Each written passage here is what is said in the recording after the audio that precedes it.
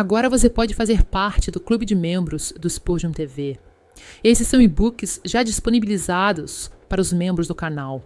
Todos os dias, novos e-books são adicionados junto com outros benefícios que só os membros têm. Sendo um membro, você passa a ajudar no crescimento desse ministério, tanto na quantidade do que podemos publicar, como na qualidade do material. Nosso propósito é, juntos, atingirmos o maior número de pessoas com sola escritura. Seja um membro do Spurgeon TV. Na multidão de meus pensamentos dentro de mim, tuas consolações alegram minha alma. Salmo 94, verso 19. Se o homem fosse apenas um animal, sua alegria e tristeza dependeriam inteiramente de coisas exteriores. Se o coxo estiver cheio, os porcos estão felizes. Se o pasto é abundante, as ovelhas estão contentes. Sob o sol, todo pardal estará cantando nas árvores. Deixe os céus derramarem muitas águas, e todas as asas estarão retraídas. Em longa seca, ou geadas severas, ou fome aguda, a criação animal definha e sofre. No entanto, você não pode ter certeza de tornar um homem feliz cercando de abundância. Nem pode afundar um cristão na miséria por quaisquer privações que possa causar a ele. A maior alegria ou tristeza do homem deve surgir de fontes interiores. A própria mente é a toca da miséria ou o ninho da felicidade. Os pensamentos são as flores das quais devemos destilar os sabores essenciais da vida. Paulo e Silas cantam na prisão porque suas mentes estão tranquilas, enquanto Herodes se aflige em seu trono porque a consciência o faz um covarde. A alma de Límios, o pai da taxonomia moderna, exulta dentro dele diante da vista de um campo comum, todo dourado, com arbustos em flor, enquanto muitos milionários percorrem seus jardins e mansões e não encontram alegria neles. Um pedaço de pão para um coração traz uma canção, mas de outro, milhares de acres de grãos maduros não podem produzir um agradecimento. Alexandre o Grande, de acordo com o antigo conto clássico, senta-se para chorar sobre um mundo conquistado, enquanto muitos camponeses que não têm um pedaço de terra para chamar de seu, se alegram em tribulação e se gloriam em reprovação. Nossa felicidade ou sofrimento é o resultado das sementes que germinam dentro de nós, não dos galhos que de fora correm sobre o muro. A felicidade não reside no exterior, mas no interior. O jardim mais bonito é aquele cujos caminhos e pérgolas estão no segredo da alma. Os frutos mais ricos e suculentos não são colhidos das árvores do pomar, mas amadurecem dentro do espírito. Daí a importância de guardarmos bem nossos pensamentos.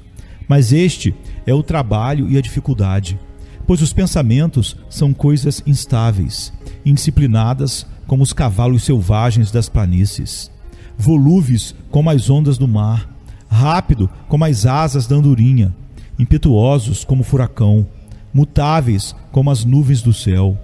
Como vamos governá-los? Às vezes, eles descem em nuvens como os gafanhotos, cada um ansioso para devorar a nossa paz.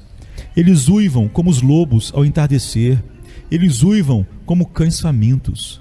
Ó pobre barco, jogado para lá e para cá por forças tão sutis, variáveis e ingovernáveis do mar revolto dos pensamentos. O que será feito de você? Ouça, pois o texto nos diz suavemente que, para a mente agitada pela tempestade, há um porto de descanso, uma âncora onde o mais fraco pode encontrar abrigo da tempestade. Mesmo quando multidões de pensamentos são soltos e a alma está fervilhando e rugindo como um mar tempestuoso, ainda há descanso a ser encontrado. Paz e tranquilidade ainda são reservados para os escolhidos do Senhor. O versículo diante de nós é muito instrutivo.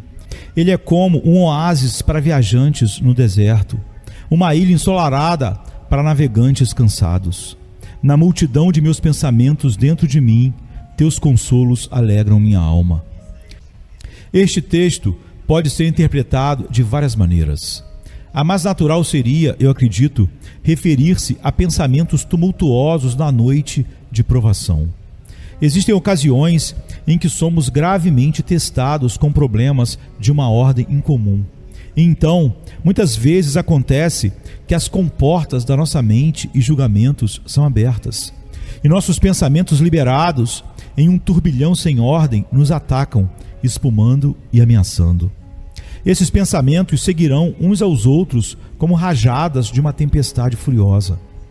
Eles podem ser como estes. O problema em si, como é grave, como nos corta profundamente. 10.000 outros problemas poderiam ter acontecido, dos quais imaginamos que poderíamos ter suportado mais pacientemente. Mas essa aflição é a mais terrível de todas, pensamos. O mais feroz leão da floresta. Será possível escapar de uma calamidade tão terrível? Logo após essa consideração, virá o pensamento de que a provação será demais para você, que você nunca será capaz de suportá-la, que sua paciência falhará e sua fé abandonará sua confiança e dará lugar ao desespero. Imediatamente atrás disso, outra sugestão erguerá sua cabeça negra. Esse problema é a consequência de um pecado passado, você pensa. Você andou em desacordo com Deus e Ele está agora andando em desacordo com você. Você nunca teria sido levado a sofrer assim se não houvesse alguma desobediência grosseira da qual você ainda não se arrependeu completamente. Algo que Deus ainda tem em mente e por isso Ele o tornou o alvo de suas flechas. Então, como uma serpente do abismo, surgirá a sugestão sibilante e diabólica: Deus está agora te abandonando. Ele foi misericordioso até este momento, mas esta provação peculiar, tão severa, tão prolongada, tão penetrante, tocando você em sua parte mais sensível, este é o ponto de virada em sua história. Daqui para frente, tudo será difícil para você, você pensa. Todas as circunstâncias serão sombrias e nubladas. Você não conhecerá conforto nem descanso, pois Deus o abandonou. Seus inimigos o perseguirão e o levarão, e você mesmo será jogado fora como sal insípido. Diz alguém, tais pensamentos não deveriam surgir em qualquer mente piedosa. Eu sei que não deveriam, mas eles estão lá, e questiono se algum filho de Deus pode afirmar que sempre esteve livre de tais concepções em horas sombrias e tempestuosas. A fé deveria fechar a porta contra toda sugestão que desonraria a veracidade e a bondade de Deus. Mas infelizmente, o vigia dorme e é atormentado pela fraqueza. E então, o inimigo entra como um dilúvio. Feliz é aquele que, nesse momento, conseguir, pelo Espírito do Senhor, levantar um estandarte contra ele. Os pensamentos que acabei de expressar são apenas amostras do que ocorrerá quando o Filho de Deus estiver na fornalha e sob uma nuvem. É claro que esses pensamentos serão diferentes em cada caso, mas eles correrão, como já disse, como um turbilhão furioso, varrendo tudo diante de si em fúria impetuosa. Agora, nesses momentos, é uma grande bênção se os confortos de Deus forem nosso apoio e firmeza, deleitando nossas almas. Feliz é aquele que encontrou um quebra-mar celestial contra as enchentes de grandes águas, um estoque de consolações para as emergências mais iminentes. A essas consolações que o Espírito Santo os guie. Para uma lista prática delas, eu o remeteria ao Salmo que está aberto diante de nós. Você observará que Davi encontrou conforto em sua condição aflita, na crença de que Deus sabia de tudo o que ele estava sofrendo. Aquele que criou o ouvido não ouvirá, aquele que formou o olho não verá. Diz a alma, qualquer que seja esta provação, uma coisa está clara: meu Pai Celestial sabe tudo sobre ela. Não há circunstância em minha condição atual que esteja escondida dele. Aquele olho que me observou desde a minha infância não está fechado para mim nesta hora escura. Ele entende e conhece o caminho que estou seguindo. E se estou cercado pela escuridão espessa, ela não é escuridão para ele. Como dizem os versos, mesmo na hora que mais parece escura, sua bondade inabalável se manifestará. Do nevoeiro irradia sua luz. Deus é sabedoria, Deus é amor. Tu, Deus, tu me vês. Aquele que guarda Israel não dormitará nem dormirá. Isso não é pouca consolação nas palavras de ouro que caíram dos lábios do Salvador. O seu Pai Celestial sabe que vocês precisam de todas essas coisas. O calor da 7 vezes aquecida fornalha se acalma quando sabemos que o Senhor está lá. Um socorro bem presente na angústia. Além disso, o salmista foi consolado pela crença de que a disciplina e correção são abençoadas para aquele que as recebe. Observe o versículo 12. Bem-aventurado o homem a quem corriges, ó Senhor. Então, diz a alma, se não é a prosperidade que é apresentada como um sinal de bem-aventurança, se é a adversidade que é a marca da aliança e a escolha de um filho favorecido de Deus, então eu me congratularei em ser feito sofrer sob as mãos graciosas do meu Pai. Tudo em relação ao nosso estado de espírito depende da forma como encaramos as ações da providência. Se nossa aflição nos chega como uma maldição, se de fato nossas aflições são as primeiras gotas daquela tremenda folha de fogo que cairá sobre nós para sempre de um Deus irado, então a provação é de fato uma coisa terrível e insuportável. Mas se não, se é por amor a nós que somos submetidos aos processos necessários de tribulação, para nos preparar como trigo peneirado para o celeiro pacífico, então aceitaremos nossos sofrimentos com alegria. Bem-vinda, ó tristeza, se você é uma mensageira escura carregada de tesouro. Bem-vinda 3 vezes, bem-vinda a minha alma paciente, ó vara da aliança, enriquecedora da alma e santificante.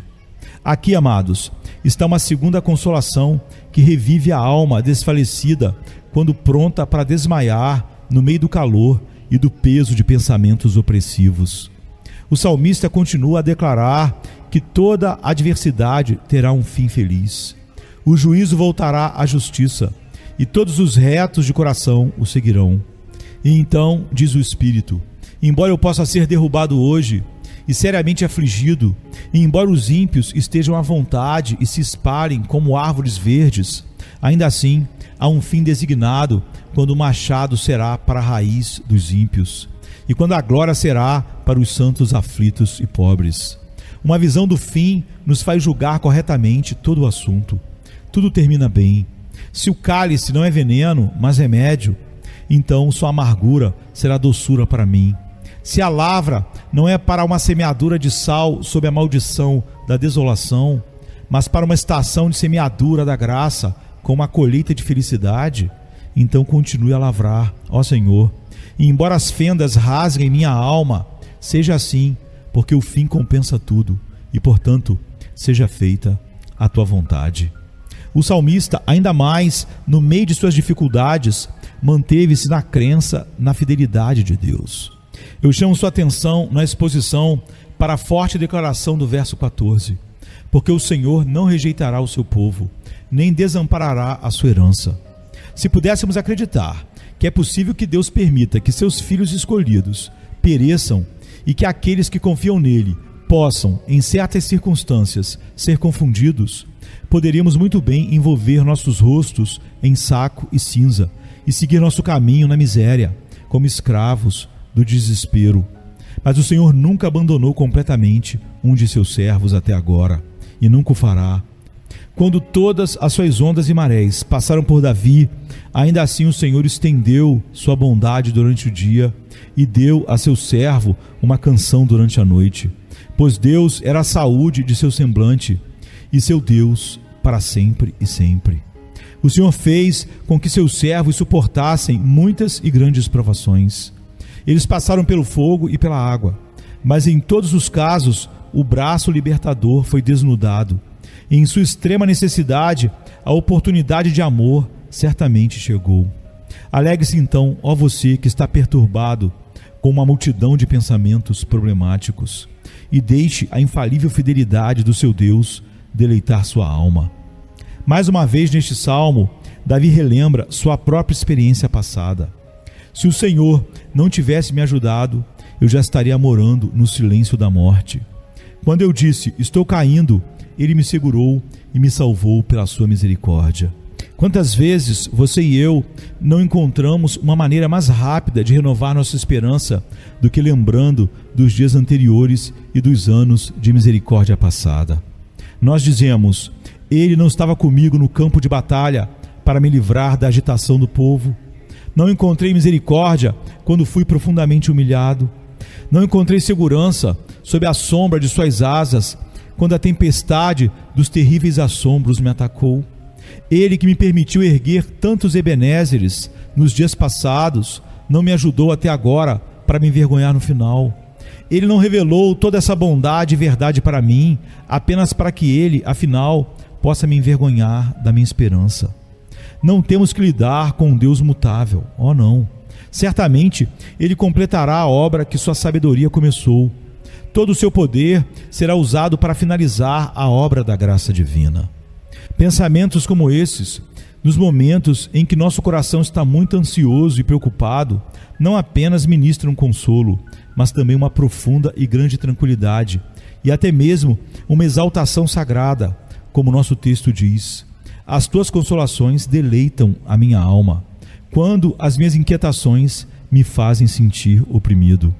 Irmãos e irmãs, falei sobre o texto referindo-se a pensamentos tumultuosos na noite da provação.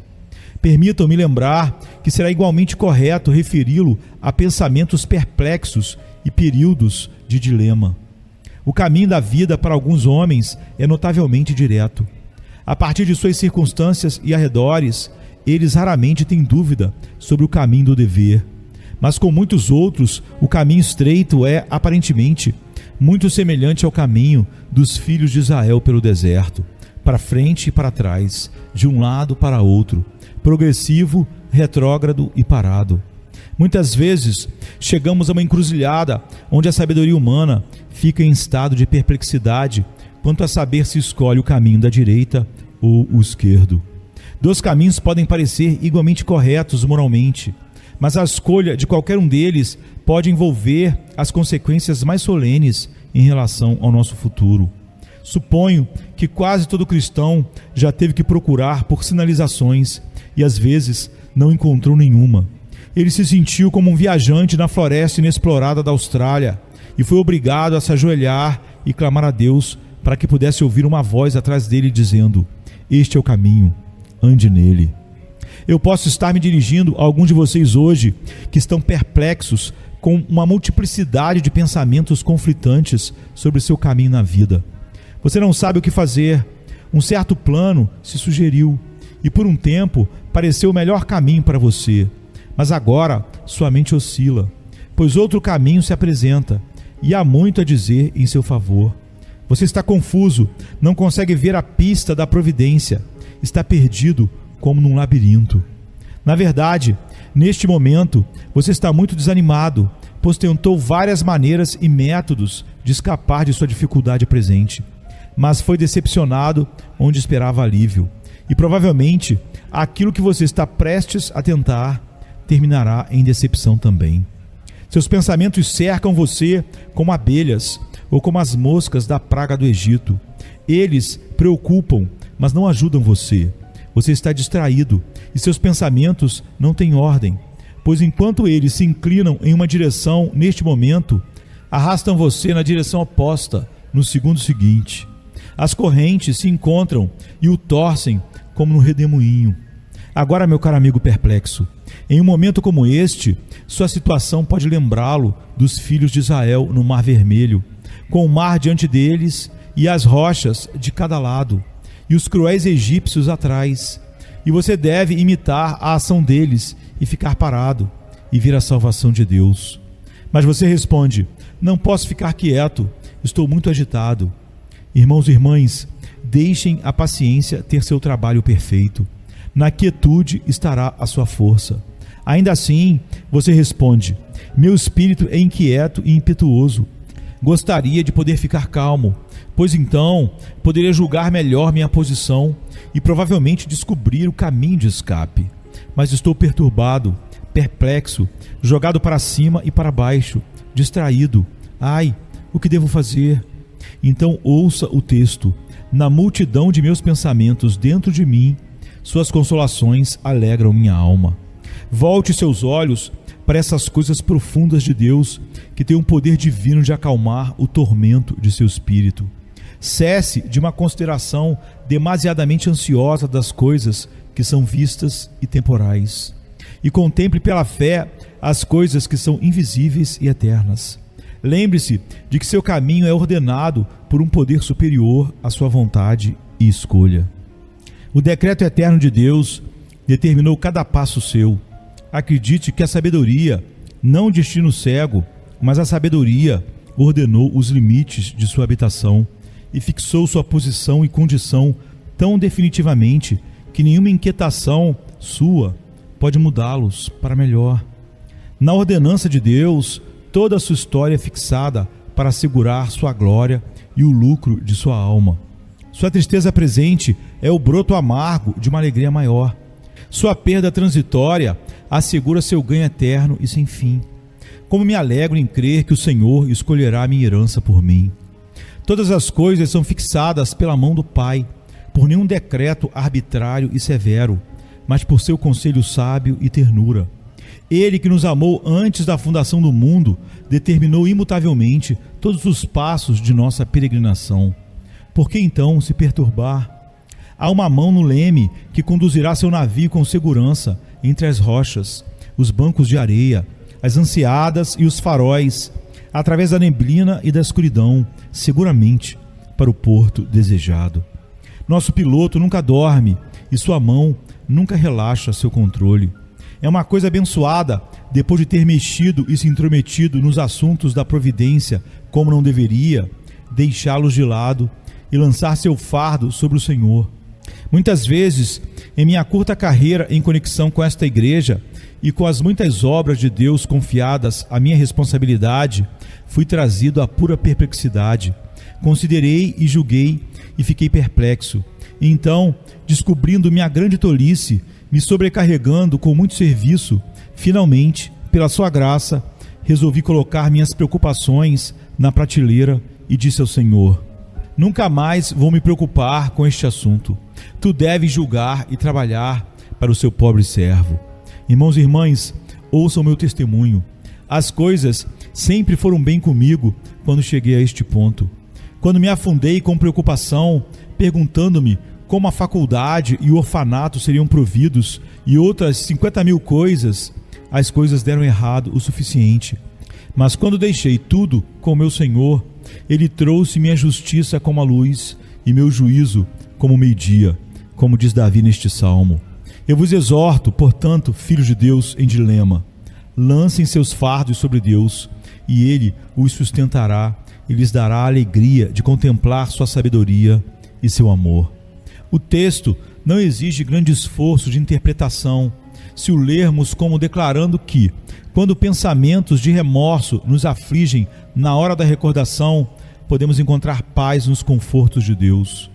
Pensamentos de remorso, digo eu, e que homem entre vocês poderia olhar de forma estável e destemida sobre todo o curso de sua vida? Tire a cruz e nenhum cristão ousa lembrar-se do passado. Cada cabelo do corpo pode se arrepiar de horror ao lembrar da ruína em que nossa iniquidade passada nos mergulhou. A memória faz bem sob a sombra da expiação, ao examinar cada página de seu diário. Há os pecados da juventude e os pecados da idade adulta. Há pecados de ignorância, pecados contra a luz de Deus e do conhecimento, pecados secretos e pecados diante do sol. E tudo junto, quantos são? Quem pode contá-los?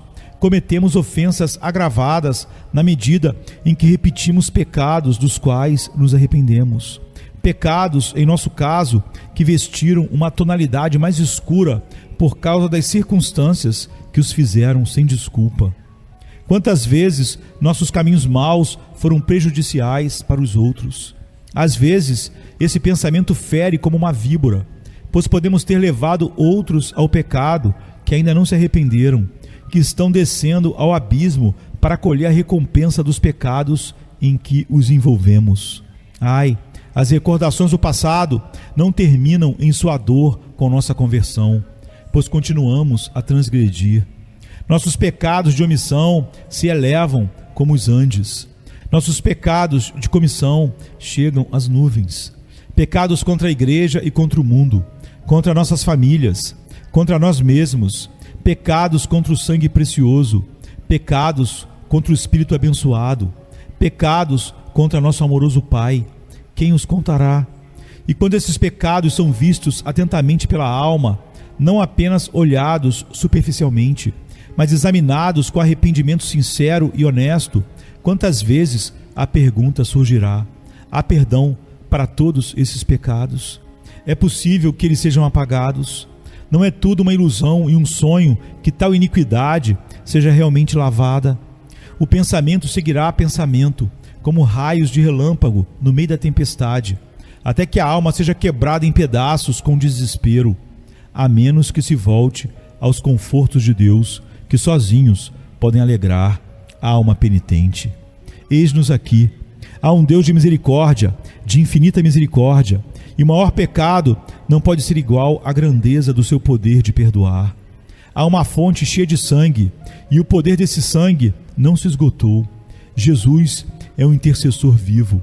Se alguém pecar, temos um advogado junto ao Pai, Jesus Cristo, o justo.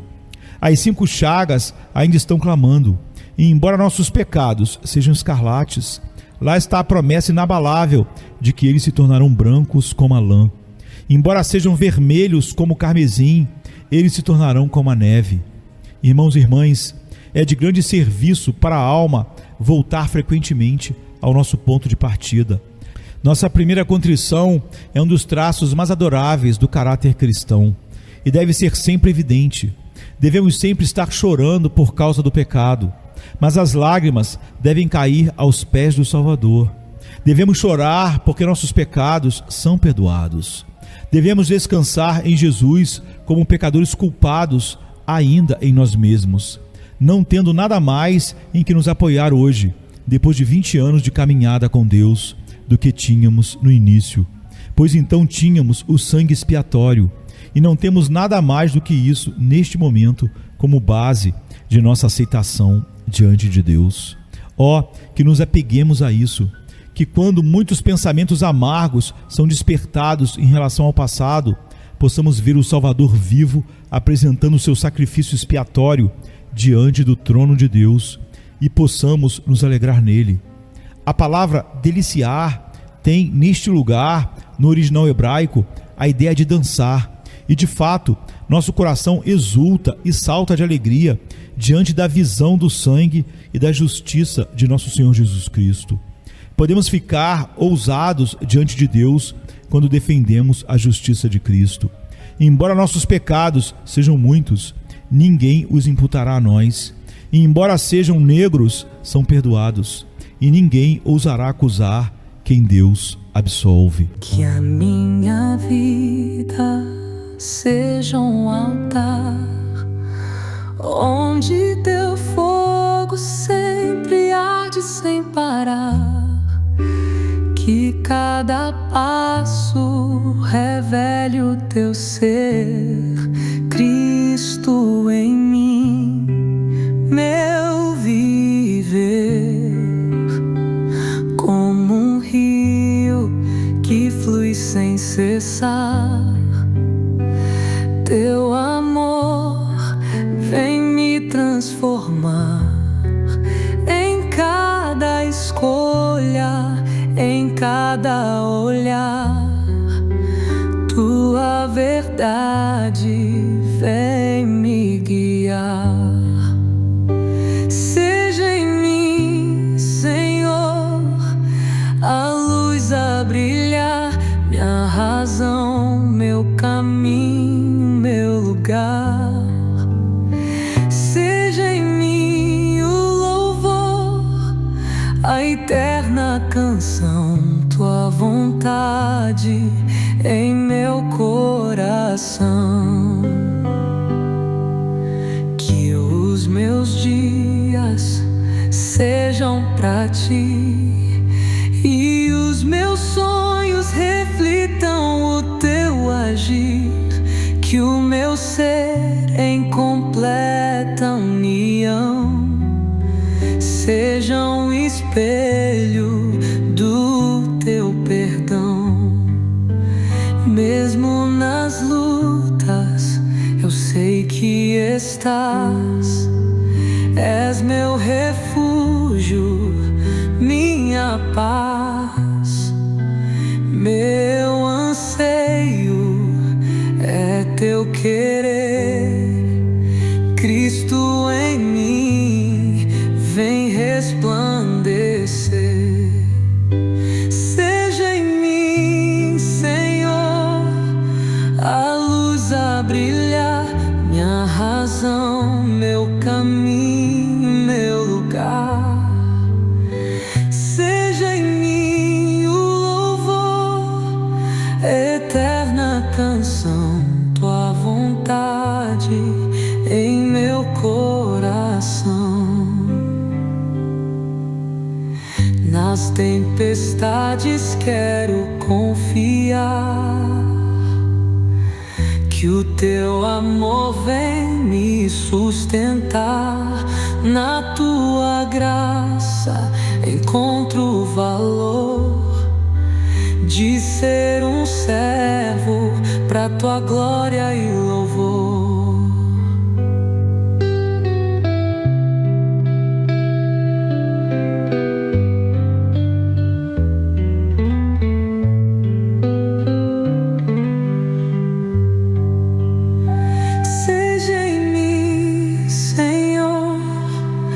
A luz a brilhar, minha razão, meu caminho, meu lugar.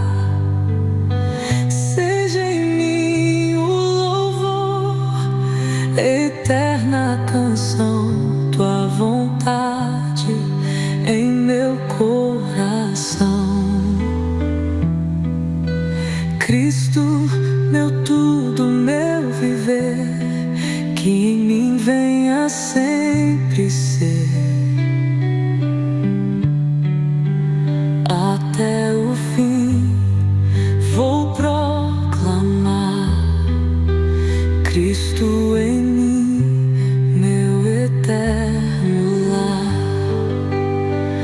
Como um rio que flui sem cessar, teu amor vem me transformar. Em cada escolha, em cada olhar, tua verdade vem me guiar.